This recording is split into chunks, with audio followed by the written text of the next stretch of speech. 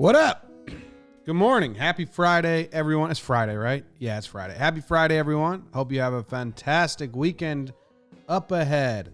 Let's see who we got in the chat. Garrett Oliver, Tyler King, Patty's back. I'm just going to say Patty because I think I'm going to mess up the Irish pronunciation of your name. Good morning, Josh Steele. Morning, Engel Meister. Hope you guys are all doing fantastic. It's going to be hot today in New York City. I know it's not the weather we're doing. My girlfriend has warned me it's going to be hot today, which means if that seeps in to the apartment, it means I'm going to be miserable. I hate the heat. Hate it. I'll definitely take off this flannel. I just put it on for you guys. Just look nice. Make me look a little nicer. Just a tad bit nicer. Fridays. We got a lot coming out on Fridays. Fridays and Tuesdays are the big day. If you've listened to the morning show, Friday we got Talking Baseball. I'll go through it quickly. We got Talking Baseball. David Dahl, all-star for the Colorado Rockies, sat down with us and chatted with us. A lot of interesting things about how the Rockies prepare for the different breaking balls they see when they're not up in the fucking Denver sky. And a lot of other interesting things. So David Dahl was fun. He actually he chatted with us. At the end of the interview, he tells Trev he was like interested in doing Sequence, and then they ripped off a bunch. So he'll be on Sequence coming up as well. Talking Yanks, we had Lindsay Adler on to talk about Cashman's press conference and just everything that's going on in Yankees baseball. Talking Giants, they had some news to talk about today, huh? All you football fans, I mean, it's kind of cool. It's kind of shitty because it's Giants, but, you know, DeAndre Baker was arrested, so they did a whole show on that. What we're listening to today, let me see if I can read the description of our music podcast that Nick does. Details, Volpec, Test Drive, Roger Miller, King of the Road, Brandy Carlisle. Fucking love Brandy Carlisle. Speaking of, it's a big music day for me. Jason Isbell just dropped his new album, and he's probably my favorite artist. Top 5. I use the word favorite very loosely, but Jason Isbell just dropped a new album. I'm very excited to listen to that. I listened to half of it already. John Boy and Jake TV today, we watched an episode of The Newlywed Show from 1988, and Watching Baseball is the 1995 163 tiebreaker between the Mariners and the Angels. Randy Johnson goes complete game, and the Angels kind of blow it in the 7th with a bunch of bad errors. So that's everything that's coming out on on the John Boy Media Network. Tune in to what you feel like tuning into, or don't. Your call. But that's what we got going on. In Old Saybrook, Connecticut. Old Saybrook. It's foggy and 54 degrees. If you guys don't know where Old Saybrook is, I lived in Connecticut for 9 years. I don't know. Old Saybrook is on the eastern side, kind of, but it's on the Long Island Sound, and makes sense that it's foggy in the morning, you know, because it's right on the water. Old Saybrook, Katharine Hepburn's from there. They have like a big theater, so I think they have a couple actors and actresses that have been from Old Saybrook. Old Saybrook is old. It's so old, like the Pilgrims and the Indians fought wars there. Pequot's War over wampum. You guys know what wampum is? The only reason I knew what wampum was from Mitch Hedberg's joke. Like, you know, it'll be 3 easy payments and 1 payment that's a pain in the ass. The mail will not be delivered, and you'll be delivered in wampum. Mitch Hedberg joke. Wampum, I mean, once you see it, you're going to be like, yeah, I know what wampum is. I'm telling you. Look at this. This is what wampum is. It's these beads that, Native Americans would wear. And they were a big trade. Wampum. Big thing to trade about, you know. So you had the Pequot Indians, they were trading wampum. Then they got in a whole big fight about it. You know, just if the English settlers left the land, then Pequot Indians just killed them. I think they killed like 20 people. They were just fighting nonstop. So that's where Old Saybrook. It's cloudy today. A little gray in the morning. Better than 80. I'll take that over 80 degrees and sunny. I know I'm in the minority there, but fuck, I don't want to be sweating all day. Random baseball player of the day is Joe Crisp, which is a cool name. Joe Crisp. Joe Crisp. I was excited to be like, oh, Joe Crisp, cool name. Let's go look. Nothing. There's like nothing on this guy. That's the best picture we have of him. But shout out to Baseball Reference and whatever that is, Saber Society, whoever does it, for even tracking down these pictures. I did a live Baseball Reference session a couple weeks ago, and we were just looking at all the pictures of people, and like one was like a charcoal sketch. It was like a charcoal sketch. What are we talking about? Asked Viper AC. Well, at the beginning, we talk about John Boy Media, the weather, now a baseball player, soon a book. It's just basically what I'm interested in. But I will tell you this. I know that a lot of people don't like books. I've had so many people DM me and reach out or like leave comments that are reading the book I talk about, or like, dude, it's so cool to hear someone talk about books and I don't feel like a loser or I'm in like a library. So cool. That's exciting, I guess. Book today is kind of bad, so whatever. Anyway, Joe Crisp. Let's go look at his Baseball Reference because there's not much on this guy. So here we go. Joe Crisp, pinch hitter and catcher, was 6'4", tall for 1885, I think. He died at age 53. That's terribly sad. He last played at age 25. Joseph Shelby Crisp was his full name. And he only got 2 Major League at-bats, 2 plate appearances for the St. Louis Browns in 1910 and 1912. I tried to look at his minor league career, and I don't know. Can't really figure it out. They're like, why would they have all these stats? And they don't have the game log. So you got these 2 years. He got called up. He got 1 at-bat in 1910 and 1911.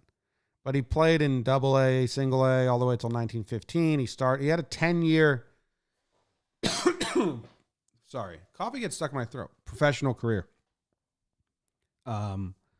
In 1905, when he was a rookie, he pitched 8 innings and allowed 6 runs. Yikes.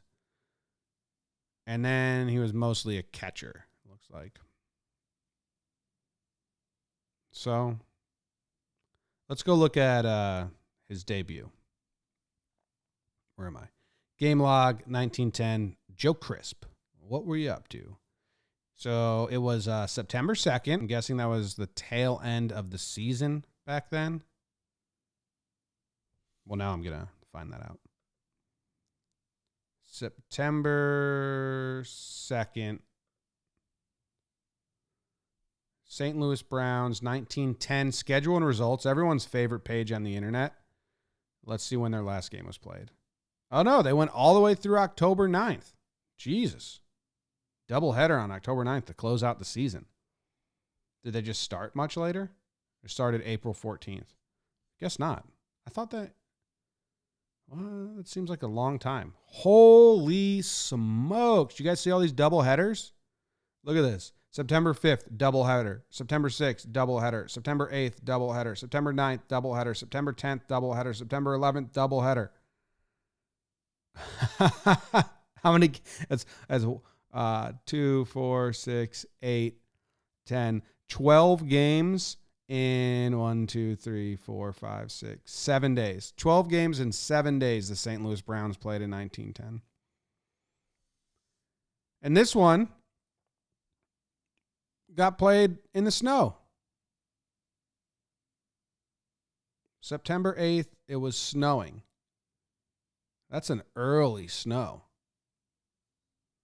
Well, anyway, okay, back to the first task.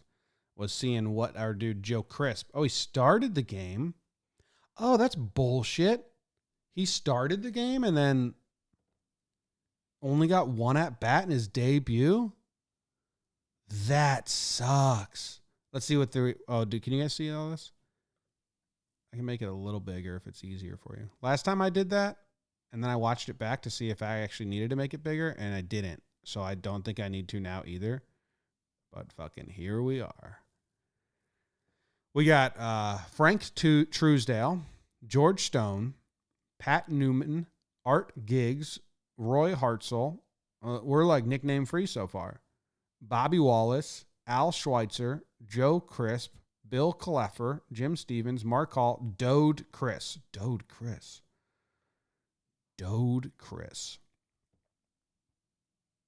Full name, Dode Chris. What? That's a bad name. Come on, Dode. Is that still a name around today? You guys know any Dodes? That's a bad name. Anyway. What about the other team? We have Jack Graney, George Stovall, Terry Turner, Nap Lejeau. Nap Lejeau. Full name, Napoleon Lejeau. Damn. Oh, Lajoie, not Lejeau. Lajoie. It's either La Joie or Lodge Way. Those are so wildly different to offer both pronunciations. Lodge Way or La Joie. La Joie. La Joie. Nap La Joie. Napoleon La Joie. That sounds pretty French. Napoleon La Joie. Anyway, Nap is not his nickname. Ted Easterly, Joe, Cotton Knapp. Cotton's got to be a nickname, right? Got to be a nickname. Yes. Full name, Henry Antone Knopp. Shortstop. Let's see if they, okay, how do you get the nickname Cotton? Goddamn curiosity. He just gets stuck. His German father, Gus Knopp.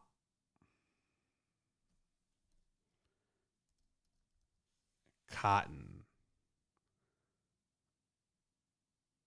Okay. Adolf. Can you see this? Oh, no, you can't see it at fucking all. I made it too big. People that are listening on just the podcast app are probably like, what's he talking about? What did he make big? What was it? Okay, here we go. Here's a sentence. Adolf was labeled Dutch. Henry, who is described as blonde or tow-headed, was dubbed Cotton. So just because he had blonde hair, that's how he got the nickname Cotton. Simple as that. Simple as that. And then it becomes your official name on Baseball Reference. Now I got to fix this back. All right. Keep getting sidetracked. I love the nickname game. You guys may hate it. I don't know. If you hate it, then maybe you wouldn't watch. So maybe if you're watching, you like it. That's kind of... The Cleveland Naps? That was their name back then? Knapp played for the Cleveland Naps? That's badass. Team named after him. The Cleveland Naps. How did they become the Cleveland Naps? Stop clicking things, Jimmy. We need to move on. What does NAP stand for? Oh, motherfucker. Cleveland Naps. The Nap season involved Cleveland Naps. Why were they called the Cleveland Naps, though? This makes no sense. Wait, hold on. Team existed.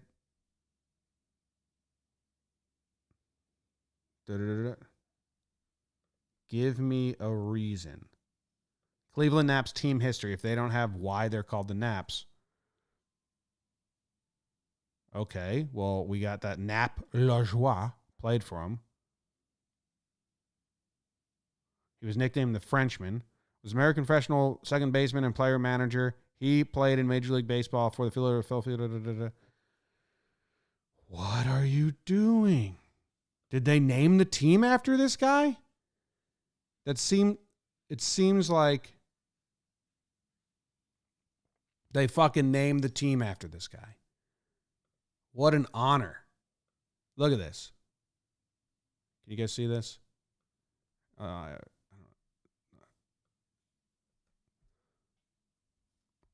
When Napoleon Knapp Le Joueur joins the team in 1903, the Blues were renamed the Cleveland Naps. They had 3 scripted letter C's as their logo. I mean, that'd be like naming the Yankees the New York Jeters, or like, you know, fucking the Angels should do that. The Anaheim Trouts. That is, I mean, if there's one team that's going to do it, it's the Anaheim Trouts.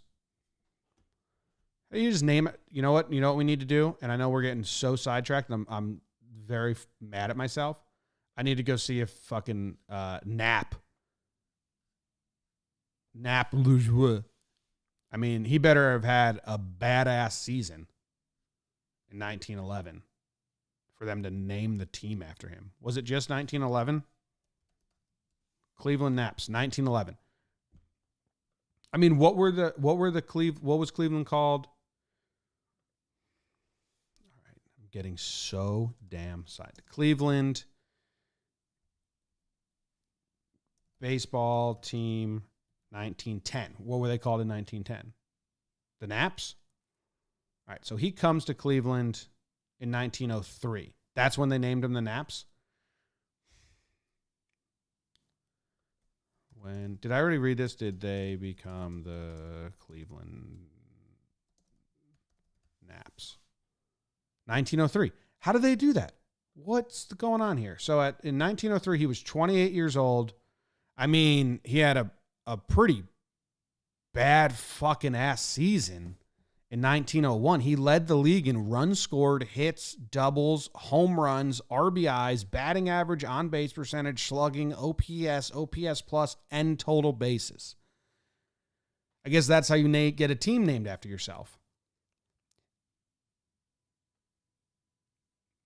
Did anyone know this history? It's crazy. Anyway. I mean, but he was on Philly when he did that.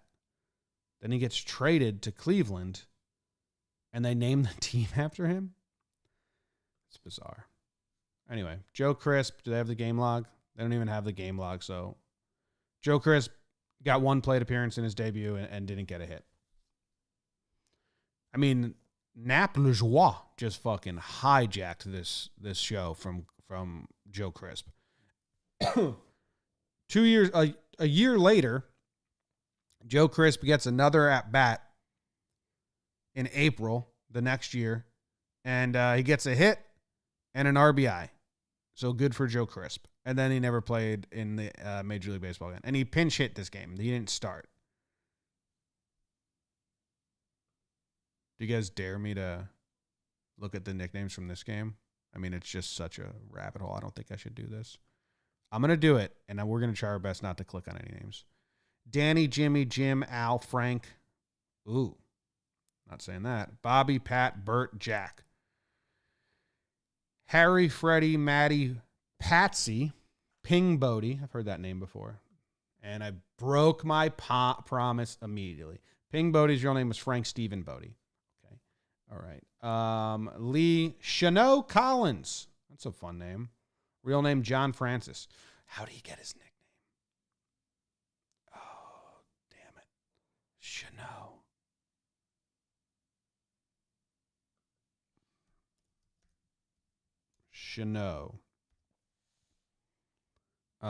His name is Chanot Collins.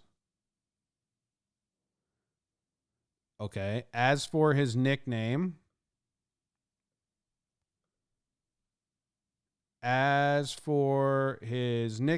most sources agree that Chanot, sometimes spelled Shano, because it was pronounced that way, Shano, came about as clubhouse corruption of Sean, the Gaelic equivalent of John, and a nod to his Irish heritage. What? That would be like if people just called me Shamo. Well, I could have the same. Isn't Jimmy Seamus?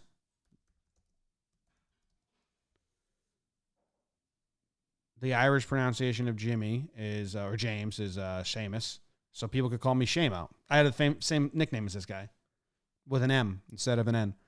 Wow. All right. That was the biggest rabbit hole we've been on in a long time on this show. So I don't know what happened, what we accomplished or didn't accomplish, but I got lost. I'll tell you that. That was the most lost I've been. Fucking Baseball Reference, best website in the world. Just learning so much. They traded for a guy named Knapp, and then they named the team the Cleveland Naps while he was there. I mean, they should be called the Anaheim Trouts, and that's kind of awesome. Think of all the fish logos you could do. Be cool. All right, moving on. I need like a moving on soundbite. I mean, I have a whole soundboard here. I could do that. You guys should see this janky setup. You guys, here we'll have a transition soundbite.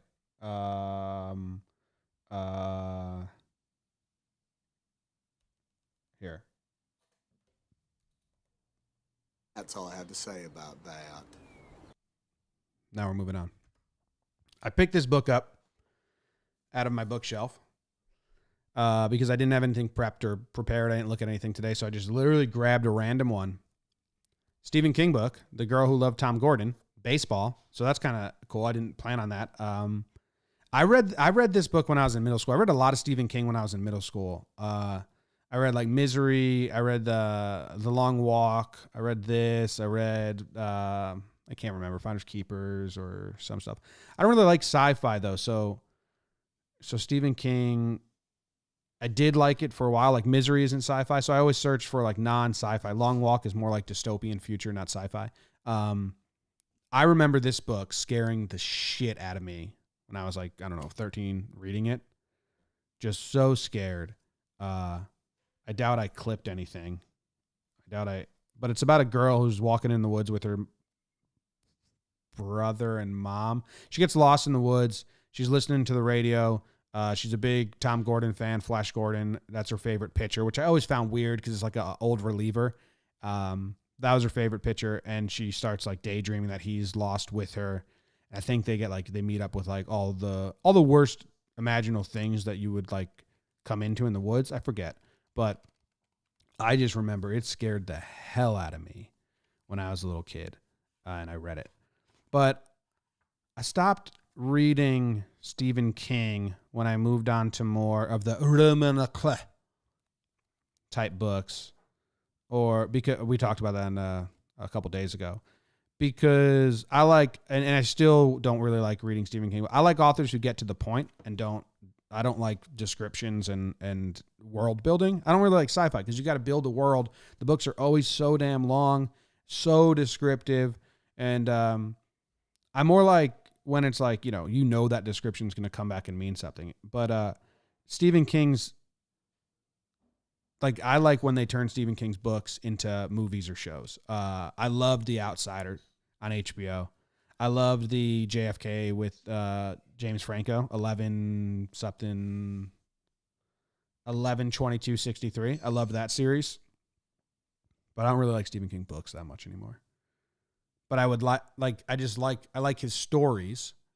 I don't like the forum of reading them, if that makes sense.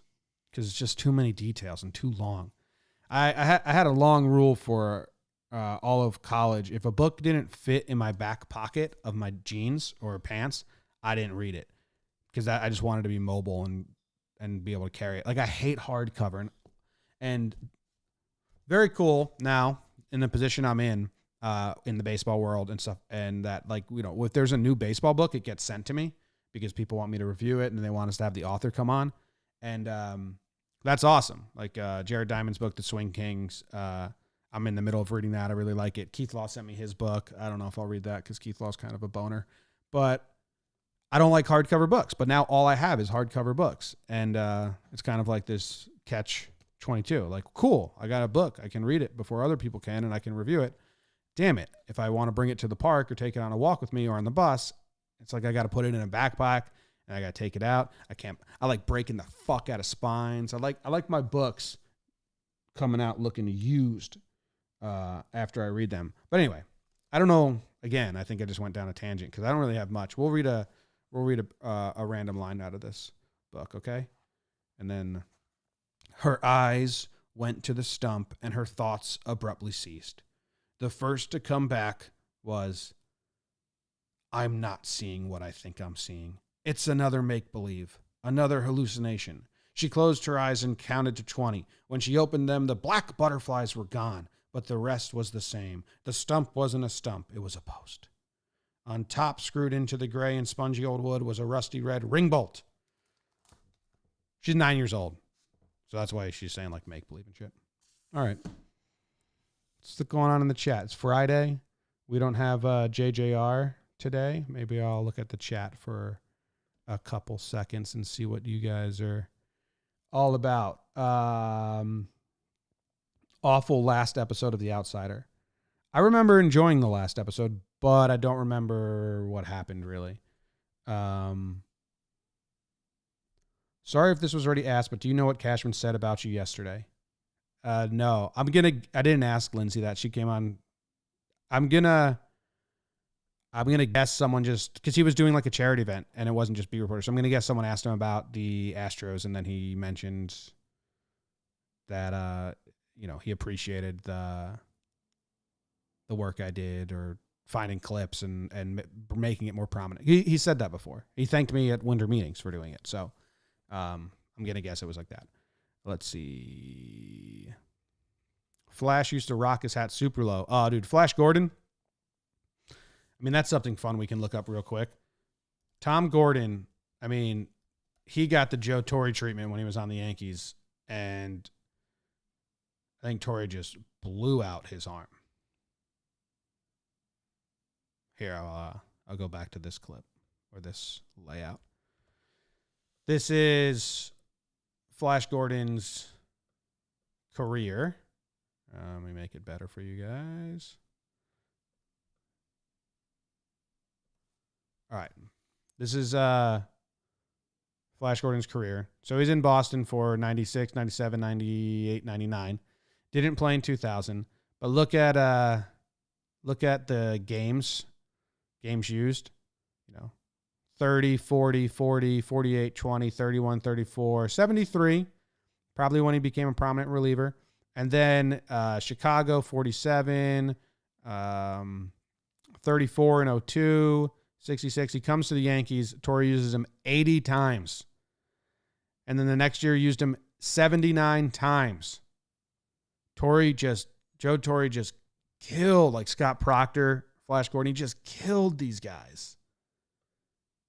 What year is that? 2004? Fuck you, Baseball Reference. Let me click the number. 2004. I mean, look at this. In the 8th inning, he came in 55 times. I mean, he's not going to come in the 9th because they had Mariano Rivera. 55 times. Where's all right, so DR, if anyone's not familiar, it means days rested. So, he pitched opening day, and then he didn't pitch for 6 days, and then let's see how high this goes. 3 is pretty good. He pitched 1 day rest, 4 days of rest there. So the most amount of rest he got in May was 4 days. In June, he pitched back-to-back games once. That's a decently rested June. Pitching in a lot of games. 6 days rest here. That was nice of Joe. All right, let's see down the stretch. He goes back-to-back, then 1 day rest. Then they gave him 3 after that, thank God. 0, 1, 0. I mean, he's used like every other day. Negative 1 day rest. They used him in both games of a doubleheader. Joe Torre just crushed. I mean, if Joe Torre found an 8th inning guy he liked, he just crushed him. All right, I was looking at the chat. Let's see. Morning, John Boy. How are you doing? Good morning, Shane. How are you doing? Walker Tube.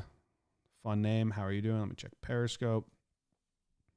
Crack the fucking back, Shamboy. Yeah, I like cracking the backs. Like, look at this. I already talked about this book on a previous episode. Killers of the Flower Moon. Look at the spine of this thing. That bad boy's been read. That's why. Look at this. This is how I like books to come out of it. fucking read. This book went places with me. Got some tread. I got nowhere to put things. I'm gonna eat an edible and watch Jake's passing video on loop. It's a good call. It's a funny video. Read Jeff Noon. Okay. All right. Check out Dan Simmons. Writes both horror and sci-fi. Some of his good horror stuff is The Terror, like they made the TV show out of. I like that show.